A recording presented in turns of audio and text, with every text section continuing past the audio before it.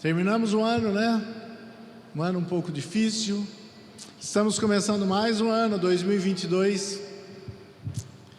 E sempre quando há essa mudança, né? Se renovam as esperanças. Aí você vai olhar o noticiário e a sua esperança vai lá embaixo de novo, nível zero. Estamos vivendo uma situação complicada no mundo, no nosso país, é ano de eleição. Os dois candidatos preferenciais aí do povo, eu dou nota 0 para os dois, para mim nenhum dos dois serve, 0, 0 ou negativo. E aí nós ficamos, e agora, o que nós vamos fazer?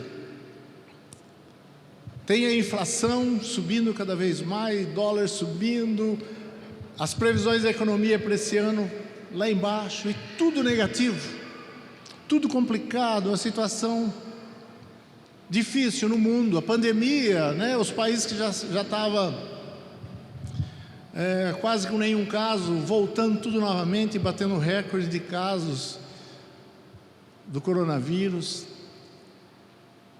E aí, se nós ficarmos atentos a todas essas coisas, é perigoso nós perdermos as esperanças, nós ficarmos lá embaixo, ficarmos com a esperança lá embaixo, mas nós somos filhos de Deus. Nós olhamos, nós precisamos levantar os nossos olhos e olhar para esse ano que está à nossa frente, dia após dia, que nenhum de nós temos a mínima noção do que vai acontecer. Alguém sabe o que vai acontecer com você amanhã? Muito menos daqui um mês, 2 meses e até o final do ano.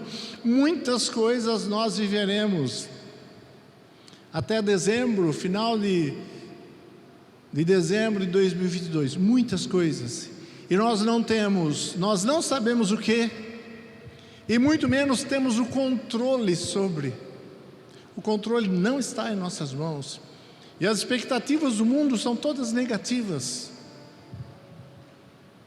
Então, para onde nós olhamos? É sobre isso que eu quero falar, aquilo que, um pouco do que eu terminei falando a semana passada, sobre a nossa esperança. Nós temos uma esperança, porque nós não olhamos para quem vai ser presidente ou deixar de ser presidente no Brasil. Nós olhamos para a mão de Deus que está no controle de todas as coisas. E quem for o presidente, é porque o Senhor permitiu que fosse.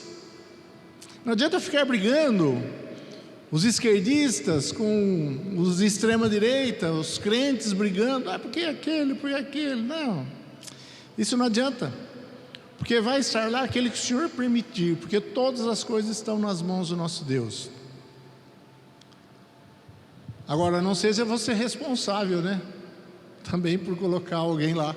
Saiba quem você vote, né? Esse ano, precisamos ser sábios. Mas eu quero que nós olhemos para esse ano que se desvenda aí aos nossos olhos, com muita esperança, com muita alegria e esperança naquilo que Deus vai fazer. Mas para isso nós precisamos estar com o foco correto. Quero que você abra comigo lá em Romanos, capítulo 8, versículo 39. Coloquei aqui 7 pontos desses versículos, dessas passagens que Paulo escreve, para estarmos analisando, para estarmos falando, que eu achei que é muito importante para nós estarmos meditando. Aí você pode pegar um ponto desse por dia, durante essa semana, e meditar neles, se aprofundar um pouquinho mais. Vamos ler todos os versículos. A partir do versículo 18, o apóstolo Paulo diz assim: considere que o nosso sofrimento de agora não é nada comparado com a glória que Ele nos revelará mais tarde. Pois toda a criação aguarda com grande expectativa o dia em que os filhos de Deus serão revelados. Toda a criação, não por vontade própria, foi submetida por Deus a uma existência fútil, na esperança de que, com os filhos de Deus, a criação seja gloriosamente liberta da decadência que a escraviza. Pois sabemos que até agora toda a criação geme com dores de parto. E nós, os que cremos, também gememos, embora tenhamos o Espírito em nós como antecipação da glória futura. Pois aguardamos ansiosos pelo dia em que desfrutaremos nossos direitos de adoção, incluindo a redenção do nosso corpo. Recebemos essa esperança quando fomos salvos. Se já temos alguma coisa, não há necessidade de esperarmos por ela. Mas se esperamos por algo que ainda não temos, devemos fazê-lo com paciência e confiança. E o Espírito nos ajuda em nossa fraqueza, pois não sabemos orar segundo a vontade de Deus, mas o próprio Espírito intercede por nós com gemidos que não podem ser expressos em palavras. E o Pai, que conhece cada coração, sabe quais são as intenções do Espírito, pois o Espírito intercede por nós, o povo santo, segundo a vontade de Deus. E sabemos que Deus faz todas as coisas cooperarem para o bem daqueles que o amam e que são chamados de acordo com o seu propósito. Pois Deus conheceu de antemão os seus e os predestinou para se tornarem semelhantes ao seu Filho, a fim de que ele fosse o primeiro entre muitos irmãos. Depois de predestiná-los, ele os chamou, e depois de chamá-los, os declarou justos, e depois de declarar justos, ele lhes deu sua glória. O que podemos dizer diante de coisas tão maravilhosas? Se Deus é por nós, quem será contra nós? Se Ele não poupou nem mesmo o seu próprio Filho, mas o entregou por todos nós, acaso não nos dará todas as outras coisas? Quem se atreve a acusar os escolhidos de Deus?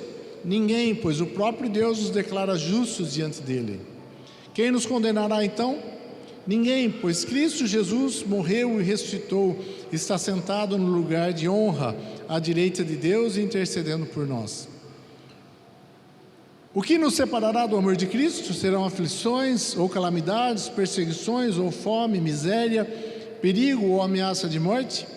Como diz as Escrituras, por causa de ti enfrentamos a morte todos os dias, como ovelhas levadas para o matadouro. Mas apesar de tudo isso, somos mais que vencedores por meio daquele que nos amou.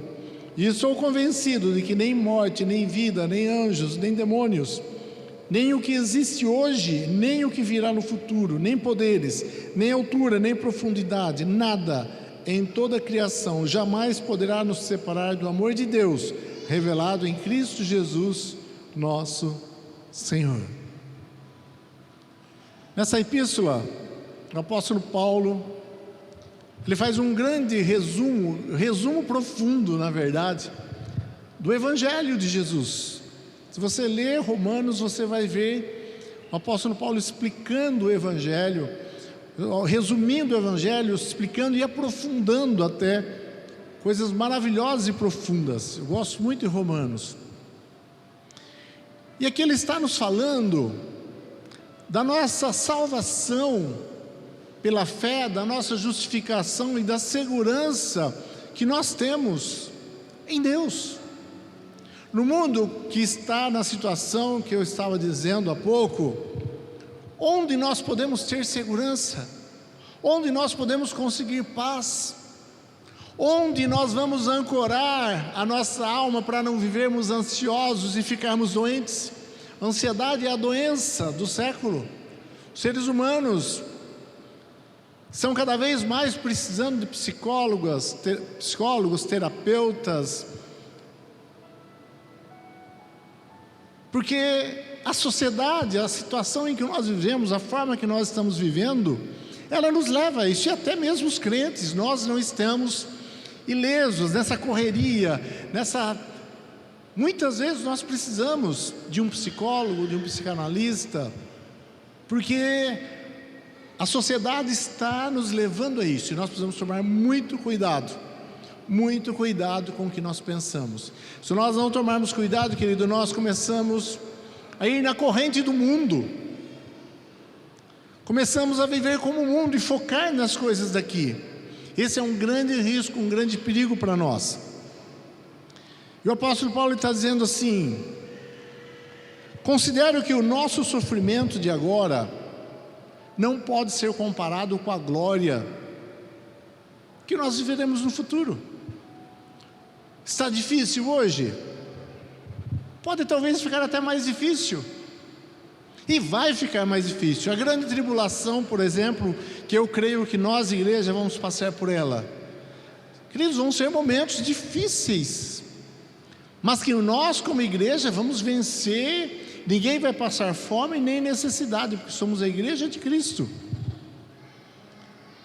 O Senhor nos protegerá, mas a situação, como alguns pregam, não vai ficar melhor, até que isso aqui vire o céu. Não é assim que eu creio.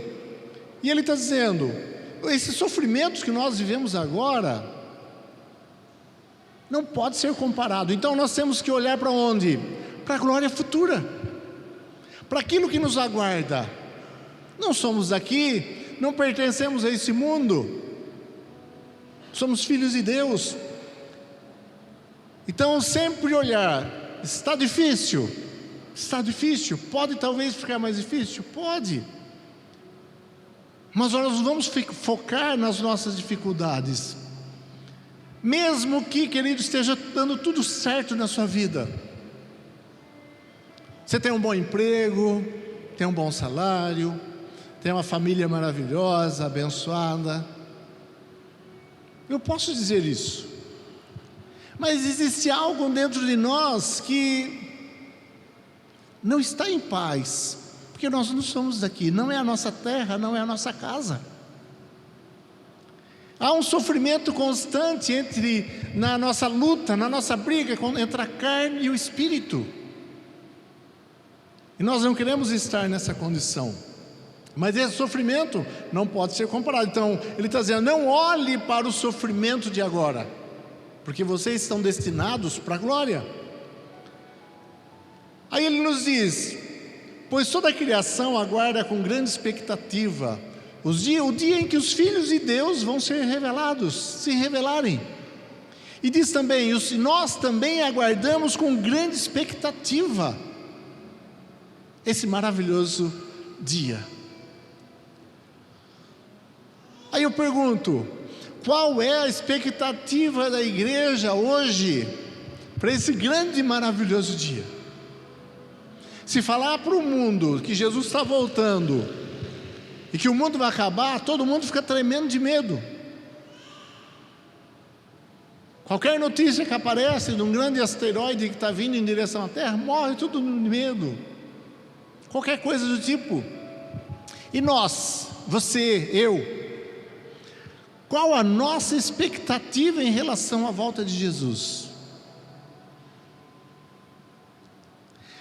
Eu penso assim, a minha expectativa, a minha ansiedade, o meu desejo pela volta de Jesus diz de uma forma direta o quanto eu conheço Jesus, quanto eu amo e quanto eu conheço da glória que me aguarda. Queridos, ninguém fica esperando ansioso a volta de Jesus enquanto está focado nas coisas desse mundo, enquanto esse mundo ainda o encanta. Eu amo a natureza, eu amo viver, eu amo esse mundo, amo minha família, eu amo a vida que eu tenho. Mas, querido, isso não me prende. A minha expectativa, a minha ansiedade, o meu desejo, a minha expectativa ardente é naquele maravilhoso dia quando Jesus volta e nós voltaremos para casa, de onde nós viemos, e viveremos a eternidade com o Senhor. Essa é a minha expectativa. Qual é a sua expectativa? Você vive todo dia com essa expectativa? Deveria. Nós que realmente cremos em Jesus e temos um relacionamento com Ele, que o amamos, nós queremos chegar na situação definitiva do nosso relacionamento com Ele, o casamento. Como a noiva se prepara, ansiosa, por aquele momento maravilhoso onde ela vai se unir, aquele homem que ela está apaixonada, quem ela ama, para viver uma vida juntos para todos sempre, como uma noiva.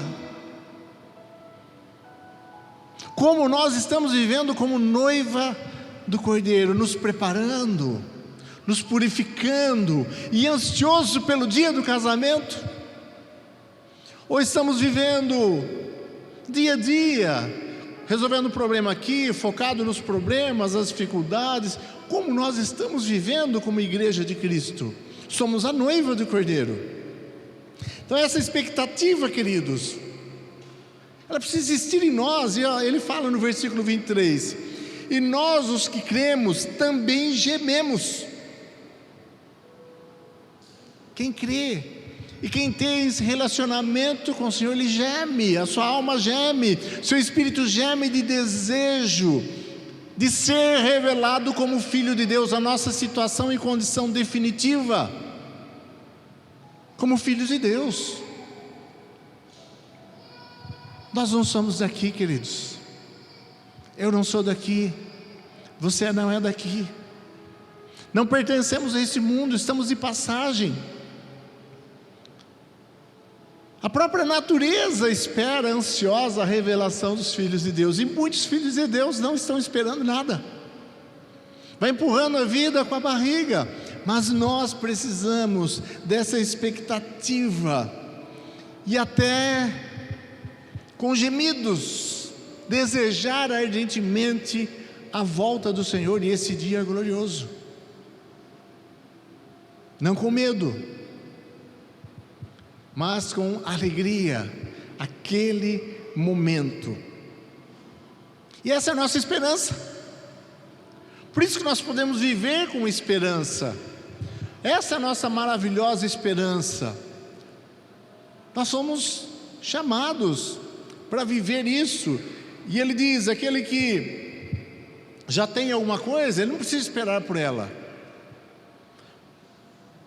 Apesar de que, ele diz, o Espírito já nos foi dado como primícias, como um primeiro momento que nos capacita a vivermos como filhos de Deus. Mas a glória completa ainda nós não vivemos ela. Nós desfrutaremos quando nós realmente, como ele diz, dos nossos direitos de adoção, incluindo a redenção do nosso corpo. Como eu disse no início, talvez seja tudo bem para você. Você esteja fazendo a faculdade que você quer, você gosta do que você faz, está trabalhando, ganhando um bom salário, está tudo bem, está tudo correndo bem, glória a Deus por isso. Mas fica lá dentro de nós aquele desejo pela redenção do nosso corpo. Enquanto nós vemos aqui, apesar de estar tudo bem, nós nos sentimos como o apóstolo Paulo disse: aquilo que eu quero fazer, isso eu não faço, mas o que eu não quero está sempre diante de mim. Miserável homem que eu sou. Aquela luta entre carne e espírito, entre o velho homem e o novo homem, isso nos tira a paz, isso nos constrange. Isso um dia vai acabar, e teremos um corpo glorificado, aleluia, amém? Você vai ter um corpo imortal, viver para toda a eternidade. E ele diz: esperar com paciência, esperar com paciência, esperar com perseverança. Aquele que perseverar até o fim, esse será salvo. Então esperar, queridos, não esperar quem sabe vai acontecer, não, mas esperar o dia acontecer, porque nós já sabemos, já está marcado no calendário de Deus. Nós não sabemos que dia é, mas já está marcado no calendário de Deus essa data tão preciosa do casamento do seu filho com a sua noiva, que somos nós. É somente aguardar o tempo, esperar o tempo para isso acontecer, com paciência, com perseverança, porque não é fácil. A nossa carne, ela não nos dá sossego. E ele diz: temos o Espírito Santo como uma antecipação da glória futura, que intercede por nós. Nós podemos viver um pouquinho da glória futura no nosso relacionamento com o Espírito Santo. Conforme você se relaciona e tem intimidade com o Espírito Santo, você pode ter revelado dentro de você um gostinho, um pouquinho da glória futura. E essa revelação da glória futura, pelo Espírito Santo, a nossa alma, o nosso espírito, ela não vai nos dar o desejo ardente, essa expectativa ardente da volta do Senhor. É nisso que nós temos que nos apegarmos, é nisso que nós devemos olhar, focar. E ele diz também: pois Deus conheceu de antemão os seus e os predestinou para se tornarem semelhante à imagem de seu Filho. Deus, baixe um pouquinho, por favor, o som de fundo. Deus, Ele não está sujeito ao tempo e espaço. Não está sujeito ao espaço, senão Ele não caberia dentro de nós. Ele não caberia aqui nesse lugar, e nem no universo todo Ele não caberia. Deus não caberia. Ele está aqui e ao mesmo tempo não ocupa espaço. Deus não está sujeito ao espaço, e nem ao tempo. Deus passeia pelo tempo passado. Ele pode estar lá quando Moisés estava recebendo as tábuas dos 10 mandamentos, quando eles passavam pelo Mar Vermelho, e pode estar lá também na eternidade conosco, na Nova Jerusalém. Para Deus isso não tem diferença. Deus não pode estar sujeito ao tempo e ao espaço, porque foi Ele que criou o tempo e o espaço. Então Ele não está sujeito, Ele não está dentro. Ele está fora do tempo e do espaço, porque foi Ele que fez o espaço e o tempo. E de antemão, Ele me conheceu. Antes de eu existir, antes de você existir, antes de nós existirmos, Ele nos conheceu. E nos conhecendo, Ele nos predestinou. Não peço para eu explicar a predestinação para você, porque eu não sei. Ninguém sabe. Mas que existe, ela existe. E também existe o livre-arbítrio? Também existe. Temos a responsabilidade pela nossa condenação. Pela salvação não, mas pela condenação nós temos. Agora Ele me conheceu e me predestinou. Eu fui predestinado, eu fui marcado. Você é filho de Deus. Você vai viver a glória de Deus. Você é predestinado para viver a glória de Deus. Como eu sei se eu sou predestinado? Se eu permanecer até o fim. E eu vou permanecer até o fim. Por que eu vou permanecer? Porque eu tenho certeza que eu vou perseverar até o fim. Porque eu quero. E se eu quero, o Espírito Santo quer, Deus quer. O meu querer está em harmonia com o querer de Deus. Não tem então demônio, ninguém que possa mudar isso. Porque eu quero o que Deus quer. E eu quero o que Ele quer porque Ele colocou esse querer em mim. Ponto final, não tem mais solução. Eu sou predestinado, eu sou salvo e acabou. E vou viver a glória de Deus. De antemão os predestinou. Para quê? Para se tornarem semelhantes à imagem do seu Filho. Então para que Ele te predestinou, queridos? Para ser semelhante a quem? O Senhor Deus te conheceu de antemão e te predestinou para ser o quê? Respondam. Vamos ler então juntos? Foi lá no versículo 29.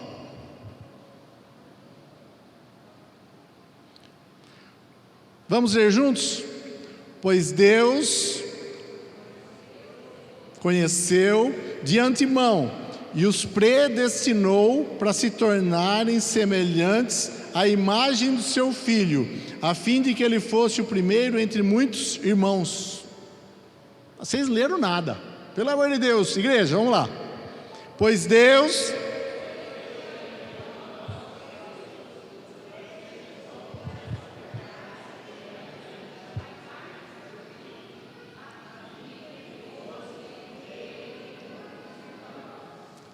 Então Ele predestinou para você ser semelhante a Jesus, ao Filho. Você foi predestinado para ser semelhante ao seu Filho. E não é isso que nós estamos dizendo aqui para nós vivermos, para nós buscarmos. Qual que é a nossa meta principal em 2022? Qual a sua meta principal?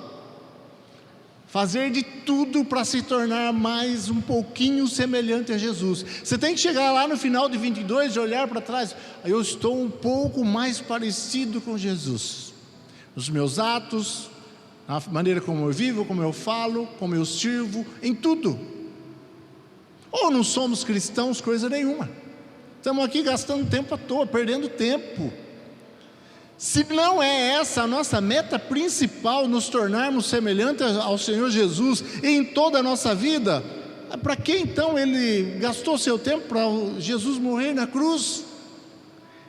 Você está aqui sendo trabalhado pelo Espírito Santo, auxiliado pelo Espírito Santo, para você se tornar aquilo para o que você foi predestinado, ser semelhante a Jesus. Isto é ser cristão. Você entende isso? Você entende isso? Então, pela misericórdia do Senhor, pelo seu grande amor, você foi predestinado para viver como família de Deus. Então Deus e Jesus como filho e muitos irmãos que somos nós. Jesus, o primogênito, e nós todos como muitos irmãos, a família de Deus. O que você sente ao saber disso? Ao perceber isso, ao entender essa verdade? Isso não é algo comum, queridos. Isso não é algo comum, isso é algo tremendamente maravilhoso. Parece meio irreal, mas o Espírito de Deus, Ele vai imprimindo essa realidade dentro do nosso espírito. Essa certeza de que somos filhos de Deus. O Espírito de Deus vai fazendo isso em nós. Conforme nós passamos tempo com Ele, estudamos a palavra, meditamos na palavra e temos experiências com o Espírito Santo, isso vai ficando gravado dentro de nós. Eu sou filho de Deus. E o que isso significa? A maioria dos cristãos, e a maioria de nós aqui, não tem consciência, 1/1000 de consciência do que isso significa.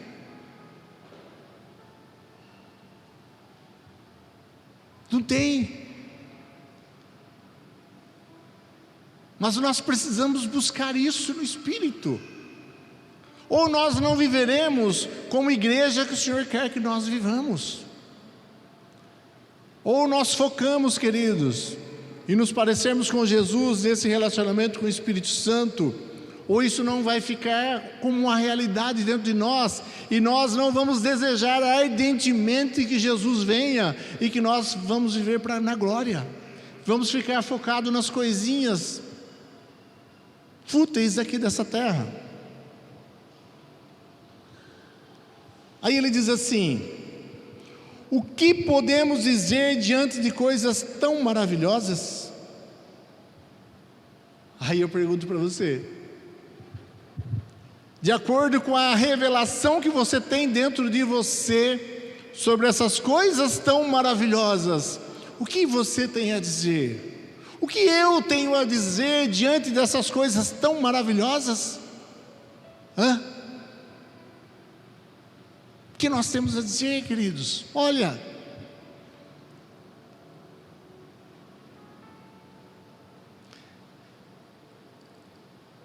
aquele que nem mesmo o seu próprio filho poupou, mas o entregou por todos nós.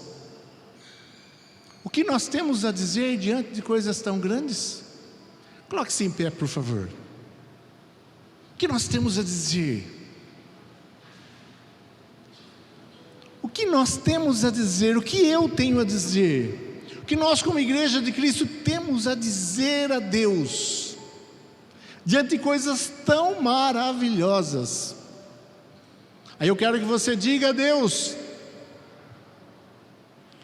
diante dessas coisas tão maravilhosas, o que você tem a dizer? Feche seus olhos.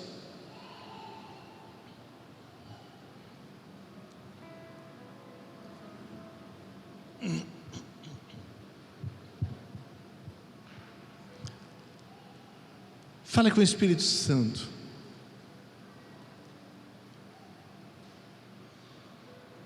Amados, precisa haver um entendimento em nosso coração dessas tremendas e maravilhosas coisas. E não sou eu que vou passar essas revelações para você, mas você precisa ter essas revelações bem nítidas dentro do seu espírito, do que tudo isso significa, do que significa ser filho de Deus, do que significa ser predestinado para a glória eterna, do que significa ser família de Deus. O apóstolo Paulo diz: o que vamos dizer diante de coisas, de revelações tão maravilhosas? O que vamos fazer diante de coisas tão maravilhosas? Aí o Espírito Santo pergunta para nós: o que nós vamos fazer diante dessas revelações? O que nós vamos falar diante dessas revelações? Que atitude nós vamos tomar durante esse ano de 2022 diante de tão grandes revelações? Esse é o chamado do Espírito Santo para nós, ao entendimento de quem é a Igreja de Cristo, do nosso propósito, do que nós estamos fazendo aqui. Ter essa revelação profunda no seu coração, no seu espírito, no seu homem interior, e viver de acordo com isso, de acordo com essa revelação. Porque, queridos, enquanto não há uma revelação profunda dessas verdades no nosso coração, de quem Deus é, de quem Cristo é, de quem nós somos, para onde nós vamos, nós ficamos vagando no meio de muitas dúvidas e inseguranças, e podemos passar mais um ano, de repente chegar lá no final e nada aconteceu. Eu pedi para você avaliar a semana passada, esse ano, o que aconteceu, esse ano, quanto você cresceu. Eu espero que você tenha feito isso, porque se nem isso fez, fica muito complicado o Espírito Santo agir na sua vida, se você não estiver se autoavaliando constantemente e vendo onde você pode melhorar. Mas Deus nos chama para algo muito maior e mais profundo. Você foi chamado. Ele diz: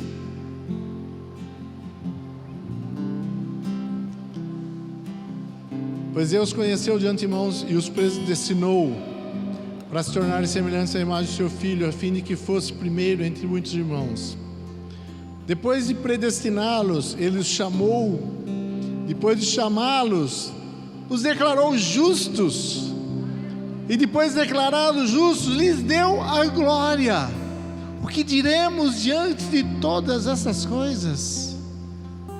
Aí o Espírito Santo pergunta para você e você responde. O que você vai dizer? O que você vai fazer diante de tamanha revelação e ato de Deus? O que eu vou fazer com a minha vida nesse ano diante de tão grande revelação de Deus para mim, de tão grande ato de Deus para mim, o que eu vou fazer com tudo isso? Como eu vou viver os meus dias nesse próximo ano? Como eu vou viver? Se é que eu entendo essas maravilhosas verdades. Aí ele continua dizendo: nada pode, quem se atreve a acusar os escolhidos de Deus? Ninguém, pois o próprio Deus nos declarou justos diante dele. E nada pode nos separar desse amor de Deus que está em Cristo Jesus. Nada. Querido, Ele me ama, Ele te ama de forma tão profunda, tão tremenda. E Ele quer que você entenda o que Ele fez por você e em você, e quem você é nele, para que você viva essa vida que Ele planejou para você, para mim, para nós. Nada, absolutamente nada.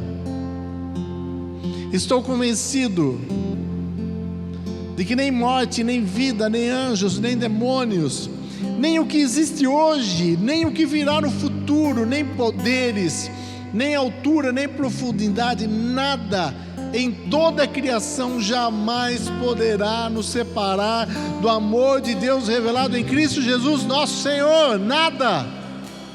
Você é um escolhido, você é um chamado, você é predestinado, você é salvo, você é predestinado a ser semelhante ao Filho de Deus, Jesus, e nada vai poder separar você disso, nada. Ele te escolheu, você é dele, você pertence a ele, e precisa tomar uma posição de quem pertence a Deus, de quem conhece essas verdades profundas de Deus, e anseia, e tem expectativa em Deus. Em Deus você pode ter expectativa. Com os homens nós não podemos ter grandes expectativas, porque homens falham. Mas em Deus nós podemos ter grandes expectativas, porque Ele nunca vai falhar. É um Deus que não mente, não pode mentir, e Ele cumpre a sua promessa. Se eu fui chamado, se eu fui predestinado, Ele vai cumprir isso. Você é chamado, predestinado, Ele vai cumprir isso na sua vida. E nada vai te separar desse grande amor. Feche seus olhos. Gostaria de que você se analisasse, pensasse: o que você vai fazer diante de tão grandes revelações?